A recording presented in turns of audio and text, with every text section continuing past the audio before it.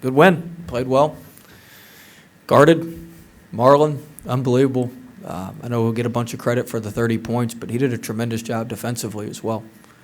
Did a really, really good job defensively to play 37 minutes like he did and exert himself on both ends of the court. I thought Skyler did a great job in the first half, kind of getting us going. I thought Cortez Cooper and Andre Hyatt played really, really well in the first half for us. Hyatt's three was big. Got a little putback on a layup, and Coop made a layup. I thought those guys played very, very well for us as well. Javante almost had a triple-double, played tremendous. So it was just all-around good team win. We did a pretty good job guarding them for the most part as well. Obviously, senior night is a very emotional night. What do you think the legacy that this class is going to leave on the program? I told them in there, we flipped it. Their freshman year, they were 10-21, and we finished 21-10. So it's like a perfect, inverse there. So, I think Skyler with his work ethic and, Marlon, being, we're a more offensive-oriented team, maybe you would say. I think that's safe to say. But Marlon being a defensive guy and Marshall's kind of the ultimate teammate, and sets a very, very good example of Marshall. That is, that's a very good example of how to live your life off the court and be about the right stuff. Skyler as well, and so I think they'll, all of them have helped us big time. Coach Javante just now said he's tried to put a finger on why the big swings, why a great performance one game and not the next. When this team is good like they were today. What did he say? Oh, he didn't have an answer? Oh, I was hoping he had the answer. That'd be a lot better if he had the answer.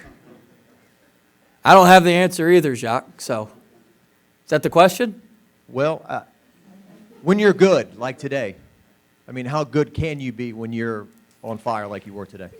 Well, we made shots. It was 42-42 in the paint. We're both top 10 in the country in scoring in the paint, us and Georgia both. And so, it certainly helps when you make shots, but we were good today. We were able to get, if you look at we were able to get our defense set. I've said this the whole year. When our defense is set, we're not terrible. Like, we're a pretty good defensive team, and we can get back and get it set. Problem at Arkansas was we could never get our defense set. We were in transition defense the whole time. They were just running it down our throats. And so today we got back and stopped. 15 now is jet quick. They're fourth in the country in points in transition. Georgia is. And so I thought we were just able to get back and get set. And if we can just get back and get our defense set, it gives us a chance. We didn't even rebound very well today, and we still had a chance because we could get the defense set. I think Cortez Cooper helps us. He gives us length. He gives us athleticism around the rim. He's maybe one of our best ball screen defenders. He probably is our best ball screen defender in terms of our bigs. So I think he helps us. He helps us as well. I'm probably should have tried him out a little bit earlier, but hopefully we can figure it out. We got to play better back to back. Yeah, well, Marlon, the way he finished today, concerning the way he started this season, fighting back from injury and just trying to get back into shape, and just the way he ended today, had been just kind of summarized this season. Pretty cool. I would assume that was his career high, right? I think he scored 21 at Arkansas last year, and he played great. Like I said, it wasn't just the offense. I know the 30 points is going to get a lot of, but he did a really, really good job defensively and had to exert a lot of energy defensively. Edwards scored his average 17, but it took him 22 shots to score 17 points, which is credit to Morrow, and he was able to push him off his spots, push him out. And Edwards missed some open ones.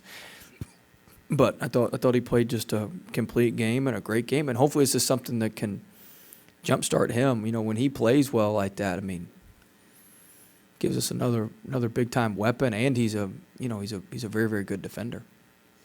What's the story with Darius? Looked like he tried to go, but then he tried to go. He got hit in the chest, so we were really worried about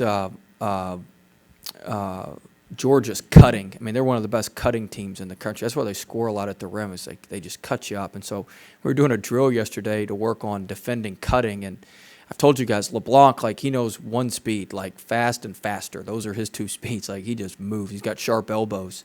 And he was in there, he was cutting and kind of hit Darius with an elbow. It looked like a elbow to the chest, something very, very minor, but it hurt him. Sean did a great job, our athletic trainer. Put him in a protective, put a protective padding on him. I don't even know how you taped him up, but we put him. I thought he'd be able to play, 10, 12, 15 minutes. He came out in warm-ups and shot it a little bit instead of shot, But I think it's something that we went and got him scanned yesterday during practice, and the X-rays and scans didn't show anything. And Doc looked at him and didn't show anything. So I think it's something he should be fine. It was just kind of a freak accident in practice. I would be shocked if he couldn't play Friday. I think he could play if we played Monday or Tuesday. I think he'll be fine. It just happened so quickly yesterday. The way Javonte came out early and seemed like he wanted to get everybody involved early. Is that the best you've seen him this year? Oh, he was balling today. He was awesome. He was really playing. He's played well. I know, and this is unfair, and I'm not trying to attack. I mean, we've got great people here, but I mean, damn, he has the best assist-to-turnover ratio in the SEC. Did y'all know that? Did y'all know that? He has the best assist-to-turnover ratio in the SEC, and he's a really good player. I'm serious. He's a really good player. He has the best assist-to-turnover ratio in the SEC. The second guy's Kyra Lewis. He's a damn good player. And everybody he's an easy lightning rod and all that sort of stuff. It's BS. He's a really good player. And so he's played well all year long.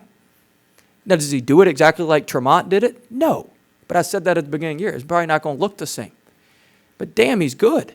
He's really good. We're worried about stuff. He's got the best assist-to-turnover ratio in the Southeastern Conference, which if you're a point guard, you're judged on assist-to-turnover ratio and winning. And so, he has the best assist-to-turnover ratio, and I believe we came in tied for second. Is that right? We don't want to pat ourselves on the back for finishing second. That's not great. But we did come in tied for second. That's pretty good. That means you've got a very, very good point guard. And so I thought he played well today, but I thought he's played well most of the year. Did he play great at Arkansas? No. Did he play great at Florida? No. But on the whole of 18 league games, I'd say about 14 or 15 of them, he played great. He's a very, very good point guard. Very, very good point guard. And so I know he takes some heat, and it's not fair. It's not right. He's really, really good. And if you don't think he's a good point guard, you don't know anything about basketball. It's really that simple. He's a very, very good point guard. Coach Schuyler mentioned that when you talk to them about the season, you look at it as 3 different seasons: the conference schedule, the SEC tournament, and the NCAA tournament. How do you now, change the approach or message of what you talk to the team when you head into the SEC tournament? Well, it is, you are moving into the next phase of things. And in tournament play, I've always said this is true. I've been fortunate to be a part of a lot of teams that advanced deep in tournaments. The hardest game to win is the first one. You've got to win the first one. And so like that Friday game, you got to put everything in it because that's the one game where the other team kind of has the advantage. They played the day before. Now they're going to get a little tireder as the game goes on, but you've got to get off to a good start in those games because they've played. They're a little bit more experienced. It's a tough game, that first game. And so we got to put everything into win. Once you win that first one, you just you get it rolling downhill from there. But we've got to play better. I don't think we hadn't won a game in the tournament since we've been here in the SEC tournament. Schuyler told me today I don't think they've won one. I don't think he's won a game in the SEC tournament. So, that's something else we need to check off. I don't think we've won the tournament one time, right? 1980, is that right, at LSU? So it's not like we've been, just stellar in the thing. But we've got a chance. We got a chance. Anytime you get a double bye, you're one of the top 4 teams. I think we tied for second. We're the 3rd seed, right? Is that correct? So, you got a puncher's chance, and so we got to put everything we got into the first game against whoever that may be.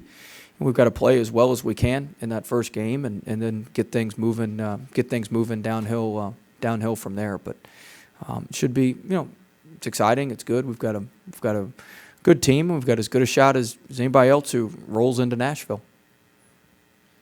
Georgia shot 11.5% from 3 today. Is perimeter That's just defense something no. y'all be working on, or? Shoot that's what you call the law of averages, right?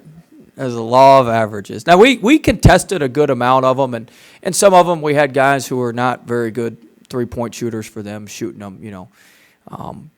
That's what I told our guys. I was worried because our guys, I mean, Edwards makes some really, really difficult shots, and we're watching film, and our guys are oohing and ahhing. They sound like fans watching film of Edwards. And I'm like, guys, we show all the makes, like we show the good stuff. Like, he shoots 31% from three, all right? So 1 out of every 3 basically go in. Like, he may hit a few crazy ones, but we can't get, you know,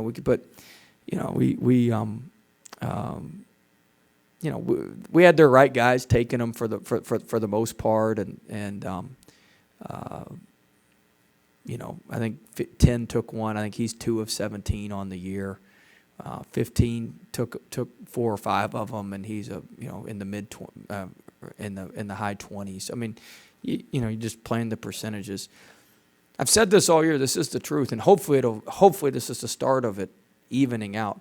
But really the worst part of our defense, if you look at it numerically, is our 3-point field goal percentage defense, and that is the one stat that basically is all luck. There's just it's mostly luck. I mean, it's a vast majority luck. That's the one thing. I mean, you can take away looks and stuff like that, but a lot of it's just luck and 3-point field goal percentage defense. And so you keep hoping it's going to even out, and maybe this is the start of it evening out for us. But that's any statistical guy will tell you. If you build your defense around stopping 3-point,